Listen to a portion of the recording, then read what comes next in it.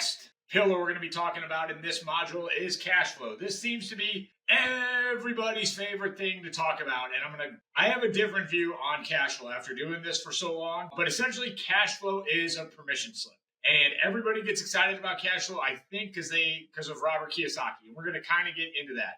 So let's define it first. Cash flow is the cash left over after all the expenses are paid. So you get your rent, you subtract your mortgage, subtract your insurance, utilities, and then that is equal to the cash flow that is left at the end of the month. And Rich Dad Poor Dad, and I kind of fell for this too. I don't want to say fell for it because I still think if you're getting up and walking and moving and you're using the wrong map, it's still better than doing nothing at all. So if you read Rich Dad Poor Dad, he says that you're wealthy and you're financially free when your cash flow is greater than your expenses. And I'm going to get into this video, but I do not believe that this is correct. And, but what is correct is that rich people don't work for money. Rich people work to learn, and they buy assets that eventually cash flow. But essentially, they use leverage and their ability to invest to buy assets. And so that's a great takeaway from that book. The whole you're financially free or wealthy when your cash flow is greater than expenses. I'm going to get into it, but I don't agree with that much. Essentially, I'll give you the short answer. Like, the reason you become wealthy is because what you can produce, what you can create, and how you can build teams, how you can lead teams. But that's subject for another video. But cash flow is great. The best thing about cash flow is you don't have to sell the asset in order to get a return. So if you buy a stock, if you buy something like Bitcoin, something that you only get a return because you buy low and sell high. And I know that technically you can buy dividend producing stocks, but the dividends aren't that great and they're just not that big. And generally the way you realize your return in stocks is you have to sell it. Real estate is different. You can still realize a return because it cash flows and you can take lines of credit. So essentially you don't have to kill the golden goose, which is what I've always loved about real estate. And so back to Kiyosaki. You want to buy a big pile of cash flowing assets. And I've said other modules of this course, 1 house, 2 house. Don't do this unless you're going to commit to 5 over time. And really, the 10-year ticket to wealth is buy 2 houses a year for 10 years. That's like the baseline minimum for this program for people to succeed, as I know I've talked about in other modules. But let me level with you. The reason you do not buy assets based off its year 1 cash flow is because this is what cash flow looks like. Really, your first 2 to 3 years, but especially the first year. It's like watching paint dry. The best story I compare it to is watching first year kid pitch 9-year-old baseball. Like, this is Tommy. This is when he was 9. But I don't know if you've had boys. I always ask people this. If you've had boys or girls who played softball, the first year kid pitch is absolutely horrendous. The pitcher can't throw a strike, so he's walking everybody, and then the catcher can't throw anybody out. So essentially a walk. They should just let the kid go around the bases because he's going to steal second, steal third, and then there's going to be a pass ball, and he's going to steal home.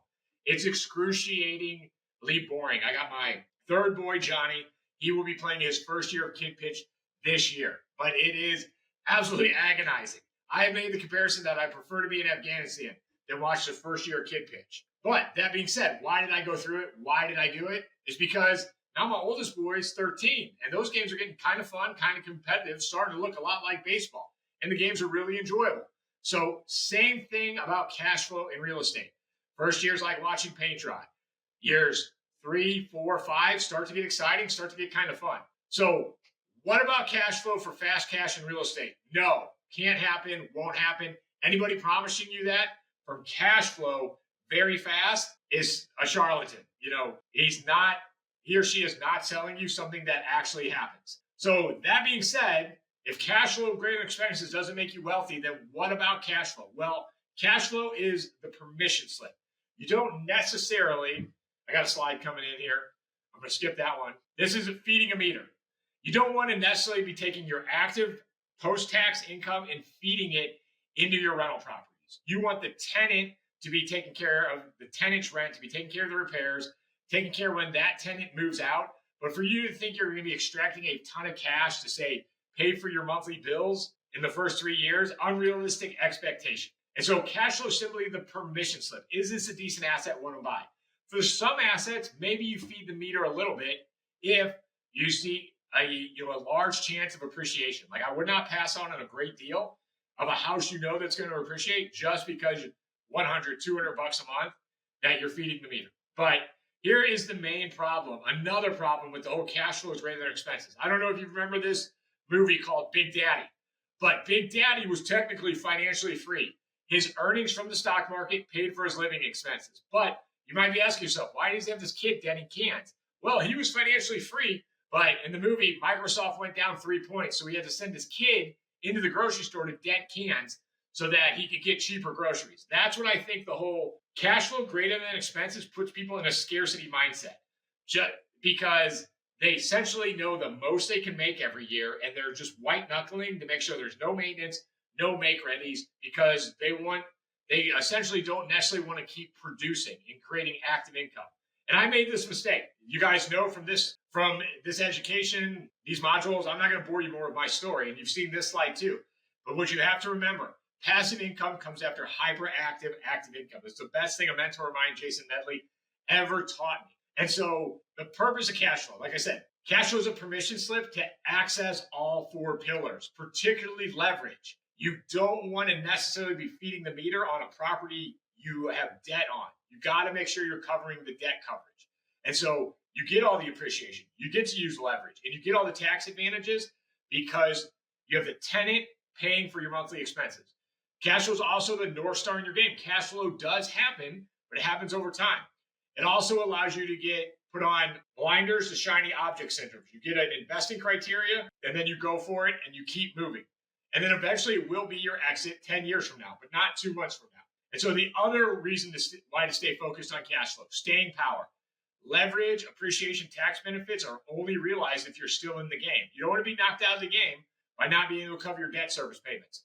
So starting with the end in mind, and then you guys saw, and then there's another module in this course called Barbell Anti-Fragile Investing, but you get to win or win big in real estate. Cash flow is probably the lower size of the barbell win. Like 200, 300, 400 bucks a month per house. Like, who really cares? A lot of you guys are really wealthy. It's when you make 100 grand on a house because you held it for a while. Plus, you saved a ton in taxes. And so if you play this game long enough, just like on Ocean's 11, play the game long enough, the house is always going to win. Play this game long enough, you will be a genius real estate investor. All you got to do is do it for 10 years. But so let me kind of go through what really happens after 10 years. And this is what we call equity milling. When people first see this, they love this. The concept of equity milling. The basic plan, and you can go faster or slower in this, but here's the basic plan. People ask me to run numbers, projections. I got to come up with a basic plan. Here's the basic plan. You buy 2 houses a year for 10 years. Boom, you got 20 homes. So year 11, here's what you do. Those 2 houses, you buy 2 houses a year for these numbers, call it $250,000 houses. So boom, your original purchase price was $300K. The market value, if assumed 5% appreciation, and in the appreciation video, we show how those are more than reasonable assumptions. The market value is now $494. Your remaining mortgage is $204.